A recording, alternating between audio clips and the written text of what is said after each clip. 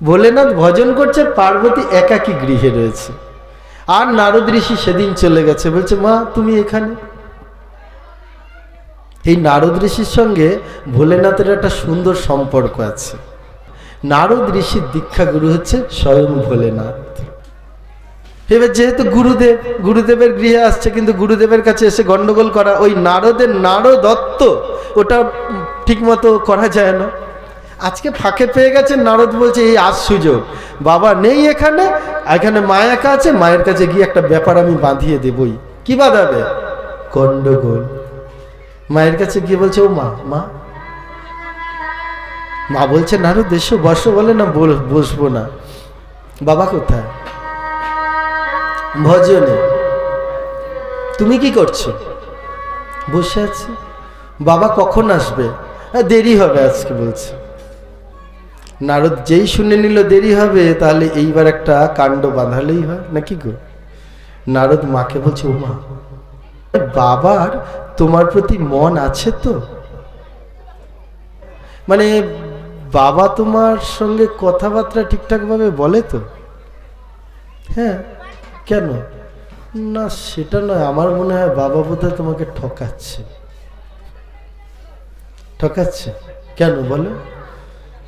সঙ্গে সঙ্গে পার্বতী রেগে গেল। কেন তুমি বলছো কথা? নারদ বলছে এই যে মা দেখো, আমি সত্যি কথা বলে দেই বলে লোক বলে আমাকে নারদ, আমি নাকি ঝগড়া বাঁধাই। সত্যি কথার মূল্য আজকাল নাই।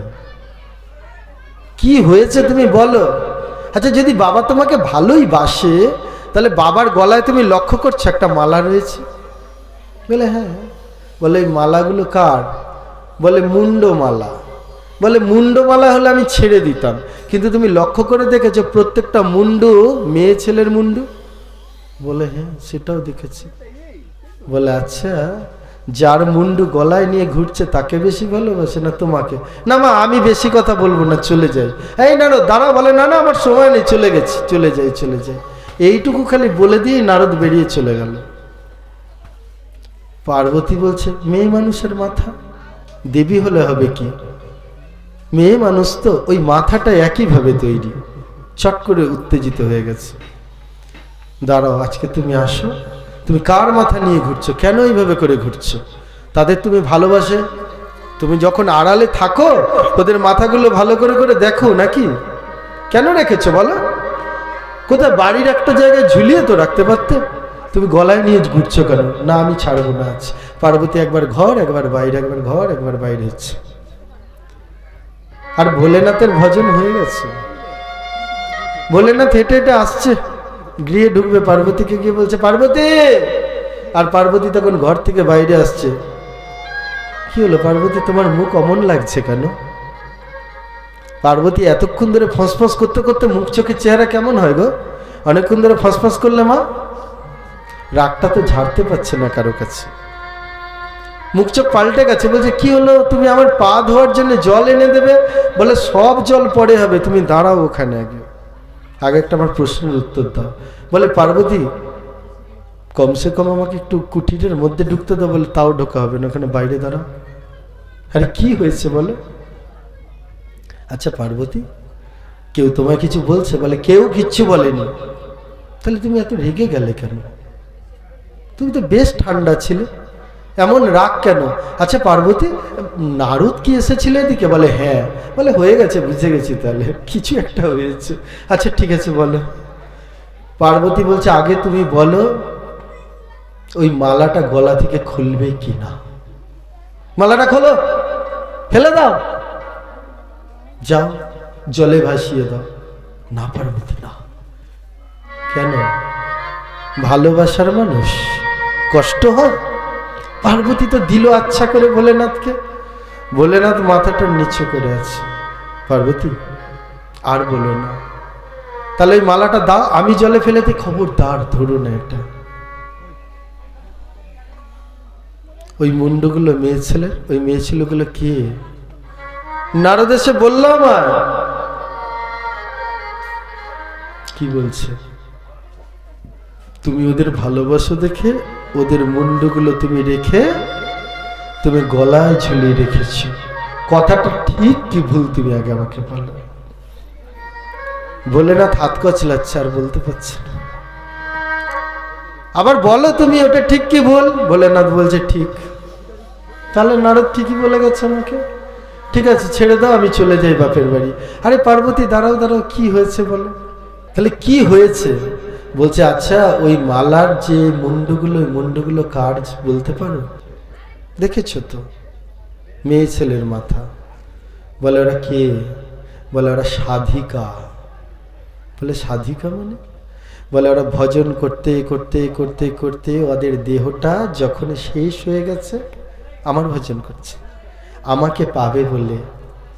তোমাকে পাবে কিভাবে? স্বামী রূপে।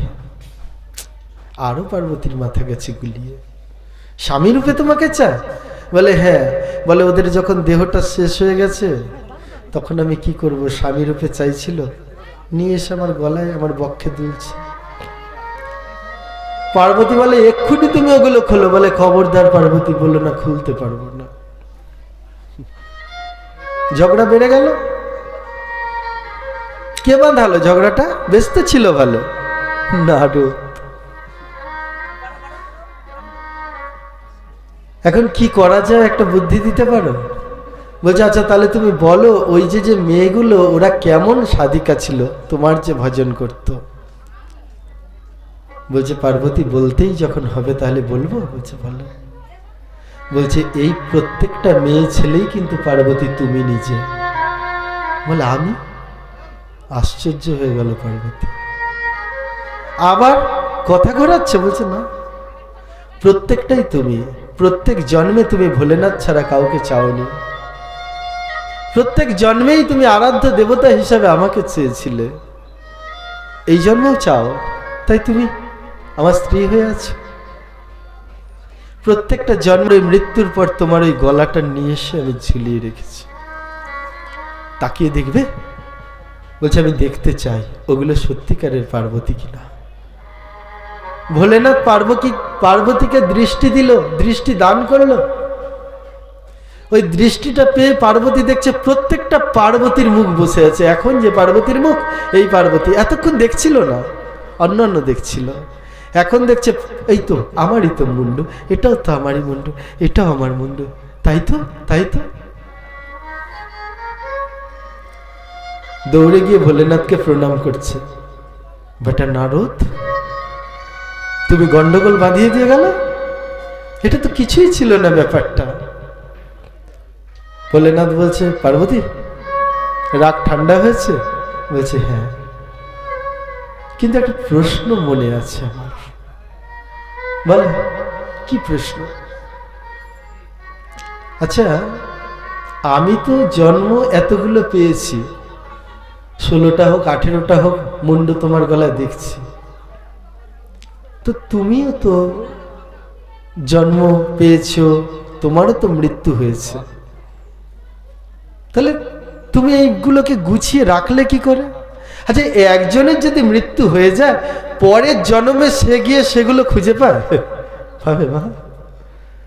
আর যদি আমার মৃত্যু হয়ে যায় পরের জন্মে যেখানে যাব আমি জানবো আমার এই গৃহটা ছিল, বুঝতে পারবো এখানে আমায় গোবিন্দ ভজন করতে দিয়েছিল, আমার ছেলে বড় ছেলে এখানে রয়েছে গোপালের রূপে, চিনতে পারবো মা?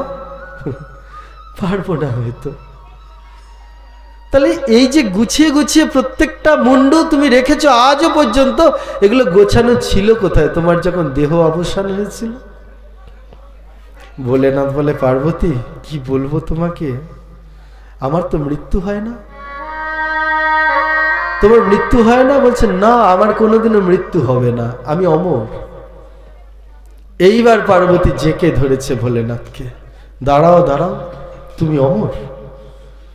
তুমি যদি অমর হবে তাহলে আমি কেন অমর না? তোমার তো স্ত্রী আমি তো অর্ধাঙ্গিনী নাকি গো, তাহলে তো আমিও তো অমর হয়ে যেতে পারতাম। আচ্ছা ওই জন্মে এতগুলো জন্মে না হয়েছি, এই জন্মে? বলছে এই জন্মেও তুমি অমর নয় পার্বতী। ফেচাং বেঁধে গেল একটা বড়। নারদ কি বাঁধাতে গেছিল আর কোন জায়গায় এসে ঝামেলা বেঁধে গেল দেখো। নারদ তো একটা বাঁধিয়ে দিয়ে গেছে, এবার বেঁধে গেল আরো গন্ডগোল। পার্বতী বলছে তুমি অমর, তার মানে আমি আবার মরবো? তোমাকে ছেড়ে আমাকে চলে যেতে হবে? বলছে হ্যাঁ পার্বতী, এতগুলো জন্ম যেমন গেছো এই জন্মেও ছেড়ে চলে যেতে হবে। পার্বতী বলছে আমি যাব না। বলে যাব না বললেই হবে? বলো তো মা, আমি মরবো না? আমি কোনোদিনও মরবো না। বলছে নীতি নীতি জীবগণ যায় যম ঘরে, তথাপি যাহারা থাকে ইহা মনে করে, আমরা তো চিরজীবী নাহি হব ক্ষয়। এর থেকে কি আশ্চর্য বলুন মহাশয়? নীতি নীতি জীবগণ যায় যম ঘরে, প্রত্যেক দিন জীবগণ চোখের সামনে দেখছি না, আজে চলে যাচ্ছে, কাল সে চলে যাচ্ছে। তথাপি যাহারা থাকে, তবু যারা থাকে মানে আমাদের মতো যারা মূর্খ, যাদের বুদ্ধি হয় না, তথাপি যাহারা থাকে ইহা মনে করে। কি মনে করে? আমরা তো চিরজীবী নাহি হব ক্ষয়। আমরা চিরজীবী, আমাদের ক্ষয় নেই, আমরা মরবো না। বাংলা কথা চেয়ে আমরা মরবো না, এটাই আশ্চর্য। বলছি এর থেকে কি আশ্চর্য বলুন মহাশয়? এটাই তো সব থেকে বেশি আশ্চর্য। এর থেকে আর আশ্চর্য কিছু আছে? পার্বতী বলছে আমি মরবো না। বলছে তা বললে হবে না, তোমাকে তো মরতে হবে। তুমি তো ভোলেনাথ, তোমার তো অনেক ক্ষমতা আছে, তুমি আমার স্ত্রী বলে মানো? বলে পার্বতী না মেনে আর উপায় আছে? বলে তাহলে আমাকেও অমর করে দাও। বলে এই গেছে কাণ্ড শেষ হয়ে। কি করে অমর করব? বলে তুমি যেইভাবে হয়েছ আমাকেও সেইভাবে করতে হবে। হয়ে গেল। বলে দেখো পার্বতী, তোমার একটু কষ্ট আছে, তুমি মেয়ে ছেলে মানুষ, তাতে কি হয়েছে? তুমি যেইভাবে বলবে আমি সেইভাবে চলবো। তোমার মাথা স্থির নয়, তোমার মাথায় অনেক রকম চিন্তা আসতে থাকে, গুলিয়ে যায়। কেউ কিছু বললে মাথা কেমন হয়? এটা তোমার জন্য না, এটা নারী জাতির ধর্ম। ভগবান সৃজন করার পরেই এই ধর্মটা দিয়ে দেয় তাকে গুণটা। কেউ বললো ও খুব খারাপ, সঙ্গে সঙ্গে তাকে দুটো কথা বলে দিলে, আগে বিচার করলো না। এত এটা তোমারও আছে, আর তুমি সব থেকে অস্থির। তবে পার্বতী একটা কথা বলি শোনো, মায়েরা যেমন অস্থির, মায়েরা যতটা অস্থির মায়েরা ততটাই স্থির। কেন? ওমা আজ দেখো না এই ভাগবত আসরে কয়জন বাবা বসেছে আর কয়জন মা বসেছে। শুধু এই আসর নয়, প্রত্যেকটা আসরেই দেখবে ৭৫ জন মা থাকে, ১০০ জনের মধ্যে ২৫ জন বাবা থাকে। বাবারা ভক্ত নয়, অবশ্যই ভক্ত, যারা ভক্ত তারা তো বসবেই, কিন্তু মায়েরা স্থির বলেই না ভাগবত আসরে বসে। প্রেম সে বলে রাধে রাধে।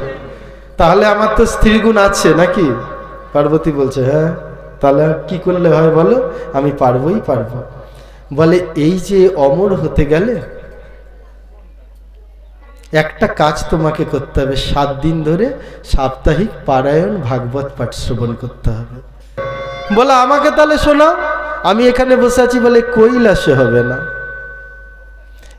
বলে কেন? বলে এই সাপ্তাহিক পারায়ণ পাঠ এটা বড় গোপন জিনিস, যত্রতত্র দেওয়া যাবে না। এটা দিতে গেলে একটা জায়গা তৈরি করতে হবে, একটা স্থান, একটা কাল, একটা পাত্র, 3টে শুদ্ধ হতে হয়। পার্বতী জেদ ধরেছে। স্ত্রী যদি স্বামীর কাছে জেদ ধরে, স্বামী কতক্ষণ না করে গো? ভোলেনাথের, আবার ভোলেনাথ একটু ভোলে ভালা মানুষ না। বলছে আচ্ছা ঠিক আছে নাও, তোমাকে তাহলে শোনাবো, তুমি অমর হয়ে যাবে, ব্যাস আর কিছু দরকার নেই। এইবার কখন শোনাবে, কিভাবে শোনাবে, কোথায় নিয়ে গিয়ে শোনাবে, এই হচ্ছে ভেতরে। একটু চারা চারা ভোলেনাথকে বলছে, বলে দাঁড়াও পার্বতী, এখানে হবে না, এর জন্য তোমাকে শুনতে হবে কোথায় জানো? একদম নির্জন স্থান, সেখানে তুমি আর আমি, আর কেউ থাকবে না। তবে পার্বতী শোনো, আগে থেকে 3 রাত্রি 4 রাত্রি ঘুমিয়ে নিও, ওখানে গিয়ে আবার ঘুমিয়ে পড়ো না। মায়েরা যেমন শুনতেও ভালোবাসে স্থির, আবার মায়েদের একটু ঘুমও বেশি, সংসারের কাজে থাকে তো। খেয়াল রেখো পার্বতী, ঘুমিয়ে পড়ো না। বলে না না, অমর আমাকে হতেই হবে নাকি গো, এর জন্য যা করণীয় করবই করব। কোথায় নিয়ে যাবো চলো? ভোলেনাথ ওই তার দুইটা বাহন আছে জানো তো, নন্দী আর ভৃঙ্গি। মা ঠিক বলেছে, ওই নন্দী আর ভৃঙ্গি এই দুইজন বাহন আছে। নন্দী আর ভৃঙ্গিকে বলছে চল, তোর মা যাচ্ছে কোথায়, ভাগবত শ্রবণ করতে। আমরা বলে তোরা শুনবি আর কি করবি, চল। নন্দী ভৃঙ্গি এরাও ভাগবত শুনবো, অমর হয়ে যাবে এরা। আর মাও অমর হবে আজকে, কি আশা। মা সকালবেলা স্নান করে নিয়েছে, স্নান করে ভোলেনাথকে প্রণাম করে বলছে আজকে কি কৃপা হবে, বলছে আজই হবে। কোথায় নিয়ে চলো। ভোলেনাথ মনে মনে কৃপা করলেন পার্বতীকে, আর ওখান থেকে নিয়ে চলে গেল সোজা অমরনাথ। ওই অমরনাথের চতুর্দিকে বরফ, আর গুহার মধ্যে কোনো প্রাণী বাস করে না। ওখানে নিয়ে গেছে, বলছে ঠান্ডায় টিকতে পারছি না, বলে বসো এখানে, বসে এখানেই শুনতে হবে। ভাগবত আসরটা রাজপ্রাসাদ নয়, ভাগবত আসরটা কষ্ট করেই শুনতে হবে, বসো শোনো। পার্বতী কষ্ট হলেও কিছু বলছে না। বললে কি হবে, ভোলেনাথ বলবে চলো আবার কৈলাসে নিয়ে যায়, আবার ওখানে নিয়ে গেলে কি আমার কি অমর হওয়া হবে? আমাকে অমর হতেই হবে, আমি ভোলেনাথের সঙ্গে থাকবই, থাকছি, তাই তো, কিছু করার নেই। নন্দী আর ভৃঙ্গিকে বলছে তোরা চারদিকে যাতো, দেখ তো গাছগাছালি আছে নাকি। বলছে হ্যাঁ কয়েকটা আছে, সব গাছ নেই, সব তো ঠান্ডায় হরিবোল হয়ে গেছে। বলে যে কটা গাছ আছে তুই দেখবি ওই গাছের আড়ালে কোনো পশু পাখি কিছু আছে নাকি, সবকে তাড়িয়ে দে অন্য জঙ্গলে। রাধে রাধে। ওই নন্দী আর ভৃঙ্গিকে বলা মাত্রই চতুর্দিকের গাছকে পাখি তাড়াবে কি, পশু তাড়াবে কি, গাছ উপড়ে ফেলে দিচ্ছে। জোর কম নাকি ওদের? বাবা যদি বলে ধরে নিয়ে একদম বেঁধে টেঁধে পিটাতে পিটাতে নিয়ে আসে, এরকম আর কি। সব গাছ টাছ উল্টে ফুলটে ফেলে দিচ্ছে। বেশ কিছুক্ষণ বাদে ভোলেনাথের কাছে এসে বলছে বাবা প্রণাম। কিরে কোনো বিপদ? বলে কোনো বিপদ নেই, চারদিক পরিষ্কার, তুমি এখান থেকে তাকালে 200 কিলোমিটার দেখতে পাবে, মানে কোনো গাছগাছালি নেই, সব ফেলে দিয়েছি। ভোলেনাথ বলছে দেখছিস কোনো পাখি, কোনো পশু, কোনো জীব, কোনো জন্তু কিছু নেই তো? বলে থাকলে কি হবে, বলে যারাই পাঠ শুনবে তারাই অমর হয়ে যাবে। বলে না নেই। পার্বতীকে বলছে না পার্বতী বসো, তুমি উত্তর দিকে মুখ করে বসো। পার্বতীর কোনো কথা নেই, সঙ্গে সঙ্গে আসন কেটে উত্তর দিকে মুখ করে বসলো, আর ভোলেনাথ পূর্ব দিকে মুখ করে বসলো। মুখামুখি নয়, এরকম, বুঝলে? পূর্ব দিকে ভোলেনাথ, উত্তর দিকে মুখ করে পার্বতী বসছে। তো এইবার বলছে তাহলে এবার শুরু করা হোক। ভোলেনাথ বলছে দেখো এই ভাগবত এটা তো খুব দুষ্প্রাপ্য জিনিস। এই ভাগবতটা এমনই, ভাগবত প্রচার করতে করতে আমি চোখ বন্ধ করব। বলে কেন? বলে চোখ বন্ধ করে আমি বৈকুণ্ঠের লীলা দর্শন করব, তোমাকে শোনাবো, তুমি মন দিয়ে শুনবে। ঘুম পাচ্ছে? ঘুম পাচ্ছে? পার্বতীকে জিজ্ঞাসা করছে ভোলেনাথ। পার্বতী বলে না পাইনি, তোমাকে বলছি না। বলে না পাইনি। বলে তাহলে তুমি ভালো করে বসে থাকো, শোনো, আর আমি তো চোখ বন্ধ করে থাকবো, তুমি ঘুমিয়ে পড়ছো কিনা আমি জানবো কি করে? বলে এটাও তো ঠিক। খুব চালাক মা। বলে আমি হুঁ দেব। আচ্ছা দাও। ভোলেনাথ বলছে আচ্ছা তাই দাও। পার্বতীও বললো হুঁ দেব। ভোলেনাথ বলছে তাই দাও। ভোলেনাথ ভাগবত প্রচার করছে। পার্বতী একদম প্রথম শ্লোক থেকে তোমাকে বলছি শোনো। সচ্চিদানন্দ রূপায় বিশ্বৎপত্ত্যাদি হেতবে তাপত্রয় বিনাশায় শ্রীকৃষ্ণায় বয়ং নমঃ। প্রণাম করো, আমি দেখতে পাচ্ছি না, সবাই হাত জোড় করে। এর মানেটা কি বাবা বলে দাও? ভোলেনাথ বলছে সচ্চিদানন্দ রূপায়, যার রূপের মধ্যে, রূপায় রূপের মধ্যে সচ্চিত আনন্দ, সৎ চিত আনন্দ, এই তিনটে গুণ রয়েছে। যিনি সৎ, সৎ মানে কি? সৎ মানে অক্ষয়, সৎ মানে সত্যি, সৎ মানে অব্যয়, সৎ মানে চিরন্তন, চিরন্তন। সৎ মানে যার কোনোদিনও ক্ষয় নেই, সেই হচ্ছে সৎ। সে কে? সে ওই ভগবান। আমরা আমরা আজ এখানে আছি, কালকে আসতে পারবো? যদি হরিবোল হয়ে যায় পারবো? আসতে পারবো না। তাহলে আমরা সৎ তো নয়, সৎ যে সে চিরন্তন, তার কোনো ক্ষয় হবে না, চিরকাল আছে, চিরকাল থাকবে। সেইকে, সেই হচ্ছে ভগবান। সর্বপ্রথম বলছে সচ্চিদানন্দ রূপায়। চিত মানে, চিত মানে শক্তি, চিত মানে ক্ষমতা, চিত মানে বীর্য। শক্তি, এই যে মাইকটা চলছে, মাইকটা যদি, মাইকটা চলছে, মাইকের একটা তো গুণ আছে, ওর জন্যই তো মাইক চলছে। একটা লাইটের পেছনে এই তারটা দিলে নিশ্চয়ই লাইটটা মাইকের মতো বাজবে না, ওর একটা তো প্রকৃত গুণ আছে, তাই তো বাজছে। আচ্ছা, ওই মাইকটাকে যদি বলা হয় তুমি সবসময় বাজতে পারো নিজের ইচ্ছায়, এখন বাজছে, ও কি সবসময় নিজের ইচ্ছায় বাজতে পারে? বলছে না, আমাকে একটা শক্তি যখন দেওয়া হয় তখন আমি বাজি, তাই না? এই শক্তিটা খুলে দিলে বাজতে পারবে? এটা মাইকের কথা না, এটা আমাদের কথা। আমাদের যে শক্তির দ্বারাই আমরা চলছি সেই হচ্ছে ভগবৎ শক্তি, সেটাই হচ্ছে চিত। আর আনন্দ, আনন্দ কি? আনন্দ তো আমরা জানি। আজকে বাড়িতে হরিবাসর হবে, আমাদের বড় সকাল থেকে আনন্দ ছিল, এটাই আনন্দ। ভোলেনাথ বলছে এটা আনন্দ নয়, এটার কথা তোমায় বলিনি।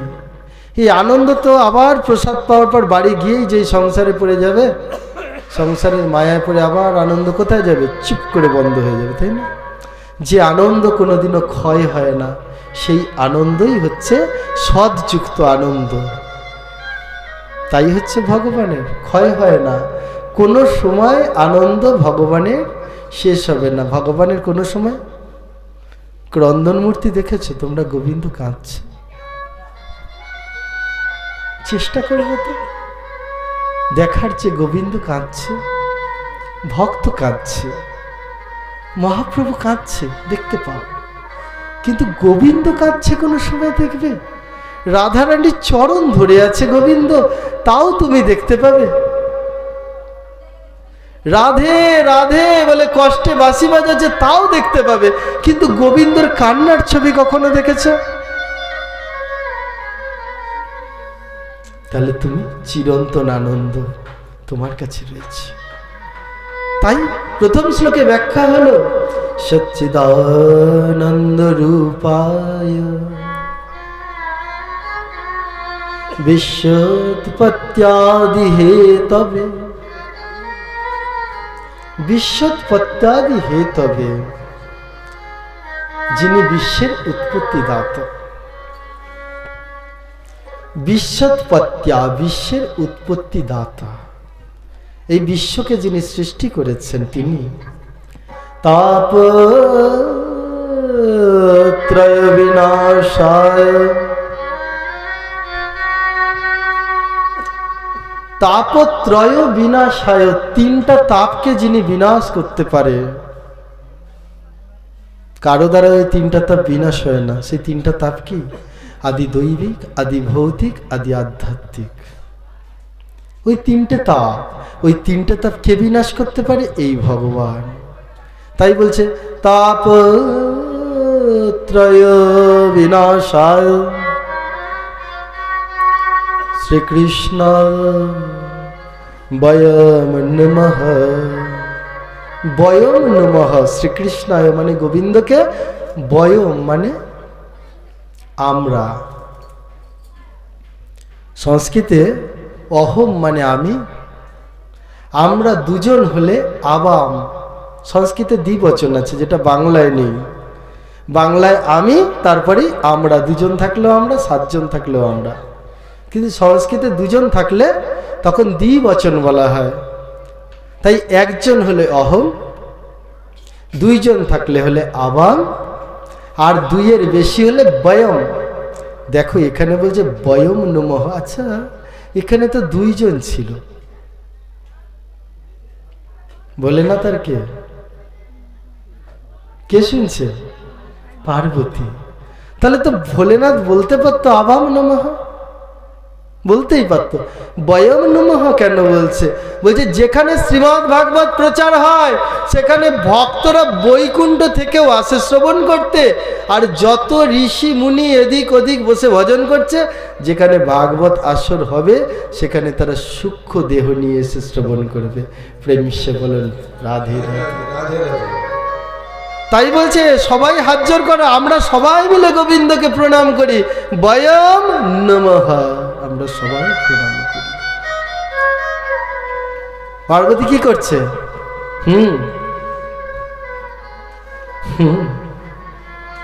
বলো। শুনছো তো ভগবানের আবির্ভাব? বলছে হ্যাঁ শুনবো। সুখদেব মুনি যখন রাজা পরীক্ষিতকে শ্রবণ করাচ্ছে, তখন শ্রবণ করতে করতে রাজা পরীক্ষিতের ভিতরটা আকুলি বিকুলি হচ্ছে গোবিন্দ কথা শোনার জন্যে। 4 দিন পার হয়ে যাওয়ার পর 5ম দিনে হঠাৎ সুখদেব মুনি রাজা পরীক্ষিতকে বলছে, রাজা পরীক্ষিত তোমার কোনো প্রশ্ন আছে, বলতে পারো? রাজা পরীক্ষিত বলছে বলতে পারি। প্রশ্ন না, আপনার কাছে একটা প্রার্থনা।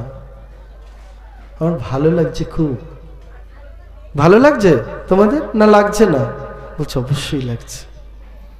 রাজা পরীক্ষিত একা শুনছিল না, সেখানে 60,000 মুনি ঋষিরাও তার সঙ্গে শ্রবণ করছিল। সবাই বলছে ভালো লাগছে। রাজা পরীক্ষিত বলছে আমি একটা প্রশ্ন না, একটা নিবেদন করব। কি নিবেদন? রাজা পরীক্ষিত এই একটা প্রশ্ন আবার করল। অবতীর্য যদুর বংশে ভগবান ভূত ভাবনা কৃতবান ইয়ানি বিশ্বত্মা তানি নবাদ বিস্তরা। অবতীর্য যদুর বংশে, যদু বংশে অবতীর্য, অবতীর্ণ হয়ে ভগবান ভূত ভাবনা, এই যে ভগবান যিনি সর্বভূতের অধীশ্বর, সেই ভগবান কৃতবান কর্ম করেছিল। ইয়ানি বিশ্বাত্মা, ওই বিশ্বাত্মা কৃতবান, ইয়ানি বিশ্বাত্মা, ওই যে ভগবান বিশ্বের যিনি আত্মা। আমাদের দেহটা চলছে কার দ্বারা? ওমা বলো না, দেহটা চলে কার দ্বারায়? আত্মার দ্বারায়। ওই আত্মাকে পরমেশ্বর ভগবান। তাহলে এই দেহটাকে চালাচ্ছে আত্মা, আত্মারূপী ভগবান। তাহলে এই বিশ্বটাকে যে চালাচ্ছে তার ভেতরেও নিশ্চয়ই ভগবান রয়েছে। সেই ভগবান কি? বিশ্বকে যিনি চালায় তিনি হচ্ছে বিশ্বাত্মা। কৃতবান ইয়ানি বিশ্বাত্মা তানি নবদ বিস্তরা। তিনি যে লীলা করেছেন এসে যদুবংশে, সেই লীলাগুলো আমাকে বিস্তার করে করে শোনান। সুখদেব মুনি বলছে আচ্ছা শোনাচ্ছি। পরপর পরপর করে শুনছে পার্বতী। কে শোনাচ্ছে কথাগুলো? এই সব কথাগুলো ভোলেনাথ বলছে পার্বতীকে, আর পার্বতী শুনছে আর বলছে একদা গৃহদাশিষ যশোদানন্দ গেহিনী কর্মান্তর নিযুক্তাশু নির্মমন্থ শয়ন দধি। শ্রীমদ্ ভাগবত 10ম স্কন্ধ 9ম অধ্যায় 1ম শ্লোক। শুনছো পার্বতী? বলছে হ্যাঁ শুনছি। মানে কি? একদা গৃহদাসীষু, একদিন গৃহদাসীদের যশোদানন্দ গেহিনী, যশোদা মা যিনি নন্দের ঘরণী ছিল, তাকে কি কর্মে কর্মে নিযুক্ত করেছে। নির্মা মন্থ স্বয়ং দধি, নিজের হাতে স্বয়ং দধি মন্থন করবে। ভালো লাগছে শুনতে? মা করছিল না? সেটাই তোমাকে আজকে বলছি। পার্বতী বলে, তারপরে বলুন, ইয়ানি ইয়ানি হা গীতানি তদ্বাল চরিতানি চ দধি নির্মন্থন কাল শরন্তি তন্নগাত। ইয়ানি ইয়ানি হা গীতানি, সেই গান মা গাইছে। তদ্বাল চরিতানি চ, তার বালক সুলভ চরিত্র, ওই ভগবানের ছোটবেলার কথাগুলো মা বলছে। দধি নির্মন্থন কালে, দধি মন্থন কালে স্মরন্তি তন্ন গায়ত, স্মরণ করছে আর তার গান গাইছে। ভালো লাগছে? পার্বতী বলছে এই হতে হতে হতে হতে পার্বতীর হয়েছে ঘুম পেয়ে গেছে। সেই পার্বতী এখন বেশ কিছুক্ষণ হু করছে, কিছু প্রশ্নও ছিল করতে পারেনি। কেন? ভোলেনাথ তো চোখ বুঝে বুঝে বলে যাচ্ছে সব। ক্ষৌমবাস পৃথু কটিতারে বিভ্রতি সূত্র নন্দ্রম পুত্র স্নেহ যুগ ইয়াত কম্পং চ শুভ্রম। শুনছে, ব্যাখ্যা করে বলতে হচ্ছে না, সব পরিষ্কারভাবে পার্বতী বুঝে যাচ্ছে। সংস্কৃত জানে তো, আমাদের মতো তো বোকা নয়। সব বলছে, আর একটু চারা চারা একটা শ্লোক শেষ হয়, ভোলেনাথ বলছে ঠিক আছে। আবার পরপর শ্লোক একটার পর একটা ভোলেনাথ বলে যাচ্ছে। আর ভোলেনাথ যে বলছে, পার্বতী হু দিতে দিতে তো পার্বতী ঘুমিয়েই পড়েছে। আর হু দেওয়া কোথায় গেল? বন্ধ হয়ে গেছে। ভোলেনাথ এতক্ষণ ভাবে পড়েছিল, ভগবানের কথা বৈকুণ্ঠে দর্শন করছে, মনে মনে আরো পেয়ে চোখ বুঝে বুঝে দর্শন করছে আর পার্বতীকে শোনাচ্ছে। বন্ধ হয়ে গেছে। আর যেই বন্ধ হয়ে গেছে, ওই যে গাছটাকে উপড়ে ফেলে দিয়েছিল না, ওই যে নন্দী ভৃঙ্গি, ওই গাছের মধ্যে একটা পাখির বাসা ছিল। ওই বাসাটার মধ্যে নন্দী ভৃঙ্গি অতটা বুঝতে পারেনি কিছু আছে নাকি, বাসাটাকে আর অতটা লক্ষ্য করেনি, শিং দিয়ে ছিঁড়ে দিয়েছে। কিন্তু তার মধ্যে একটা ওই শুক পাখির ডিম পচে পড়েছিল, পাখি উড়ে চলে গেছে। ওই ডিমের মায়া ত্যাগ করে, পচা ডিম নিয়ে কি করব, না হলে পা দিয়ে ধরে নিয়ে যেত। যখন তাড়াচ্ছে নন্দী ভৃঙ্গি, পচা ডিম ছাড় চলে যায়। কিন্তু ওই ডিমটা পড়েছিল ওই নেটের মধ্যে, অর্থাৎ ওই পাখির বাসার মধ্যে কোনো রকম ভাবে আটকে ছিল। এতক্ষণ ধরে শ্রীমদ্ভাগবত শুনতে শুনতে ওই পচা ডিমটা জীবন পেয়ে গেছে। ডিমটা আস্তে আস্তে পচা ভাব ছেড়ে সাদা হতে শুরু করলো। সাদা হওয়ার পর ওই ডিমটা ফেটে একটা বাচ্চা বেরিয়ে গেল শুক পাখির।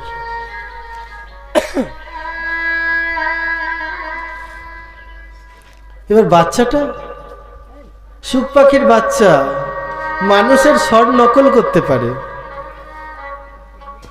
দেখছে পার্বতী ঘুমিয়ে পড়ছে আর হু দিচ্ছে না। কিন্তু ভোলেনাথ যখনই দেখবে যে পার্বতী হু দিচ্ছে না, তাহলে ভাগবত বন্ধ হয়ে যাবে।